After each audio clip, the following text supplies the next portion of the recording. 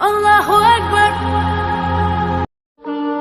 دیکھیے عام طور پر زندگی میں انسان کا سر اوپر رہتا ہے اور دل نیچے ہوتا ہے، یعنی عام حالت میں انسان کھڑا ہے، چل رہا ہے، لیٹا ہوا ہے، بیٹھا ہے یا ٹیک لگا کر بیٹھا ہے، انسان کا دل نیچے ہے، سر اوپر ہے۔ لیکن جب انسان حالت سجدہ میں ہوتا ہے تو وہ فقط سجدے کی حیت ہے، جب انسان کا دل اوپر ہو جاتا ہے اور سر نیچے ہوتا ہے۔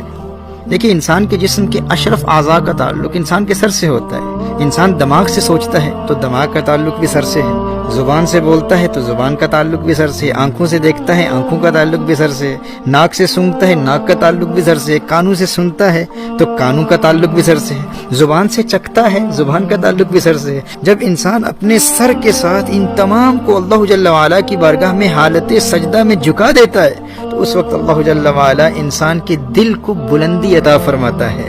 جو انسان کے دل ہی کا حق ہے، اور یہی انسان کے دل کا اصل مقام ہے، کیونکہ دل تو بادشاہ ہے نا، اور باقی جسم اس کی سلطنت ہے۔ دل بلند ہے، دل اعلیٰ ہے، دل عرفہ ہے، دل بادشاہ ہے، اور باقی جسم باقی اعضاء اس کی سلطنت ہے۔ یہاں تک کہ انسانی عقل اور دماغ اور یہ قوت عقلیہ مفکرہ یہ بھی اس بادشاہ دل کی سلطنت ہیں، یہ وزیر کی حیثیت رکھتے ہیں۔ جب حضرت انسان اپنی عقل سے اللہ جل وعلا کو سمجھ نہیں پاتا، اپنی آنکھوں سے اللہ جل وعلا کو دیکھ نہیں پاتا، اپنے کانوں سے اللہ کو سن نہیں پاتا، ناک سے سونگھ نہیں پاتا، زبان سے چکھ نہیں پاتا، اور بالآخر تھک ہار کر ان تمام اعضاء کو اس کے در پر جھکا کر یہ اعتراف کر رہا ہوتا ہے کہ مولا مجھے اپنی عقل و شعور اور اپنے علم و ادراک پر بہت ناز تھا، لیکن سب کچھ تیری بارگاہ میں گرا کر آج اپنی کمزوری کا اعتراف کرتا ہوں، تو اس وقت اللہ جل وعلا حضرت دل کو بلندی عطا فرماتے ہیں اور دل کو اس کے اصل مقام پر لا کر یہ پیغام دیتا ہے کہ سر کی آنکھوں سے تو مجھے دیکھ نہیں سکتا، سر کے دماغ سے تو مجھے سمجھ نہیں سکتا، سر کے کانوں سے تو مجھے سن نہیں سکتا، لیکن اے میرے بندے آج جب تو نے اسی سر کو میرے در پر جھکا دیا ہے تو اپنے دل کی بلندی کو دیکھ کر اس راز کو سمجھ لے کہ تو مجھے اپنے ماتھے کی آنکھوں سے نہیں دیکھ سکتا لیکن دل کی آنکھوں سے دیکھ سکتا ہے، سر کے کانوں سے تو مجھے سن نہیں سکتا لیکن دل کے کانوں سے تو میرے کلام کو محسوس کر سکتا ہے، شرط یہ ہے کہ تیرا دل بلند رہے۔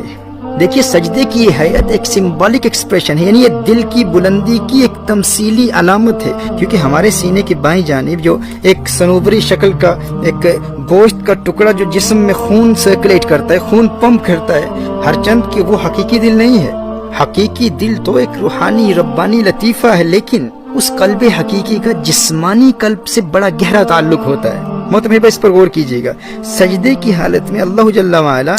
اس جسمانی دل کو بلند کر کے ہمیں یہ پیغام دیتا ہے کہ یہی حالت سجدہ ہے جس میں تیرا روحانی دل بھی بلندیوں میں پرواز کر رہا ہوتا ہے۔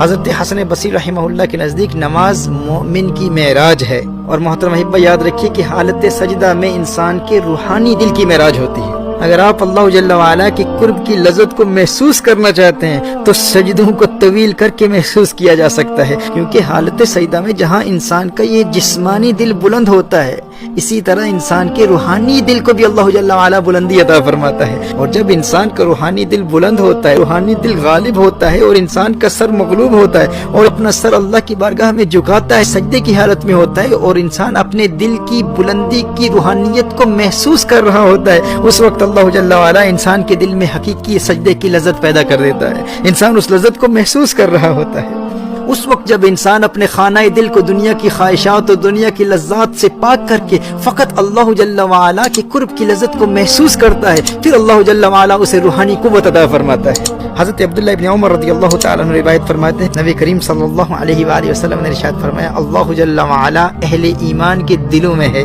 اسی طرح ایک حدیث قدسی میں اللہ جل وعلا ارشاد فرماتا ہے کہ میں اپنے زمین و آسمان میں نہیں سماتا بلکہ اپنے بندائے مومن کے دل میں سماتا ہوں۔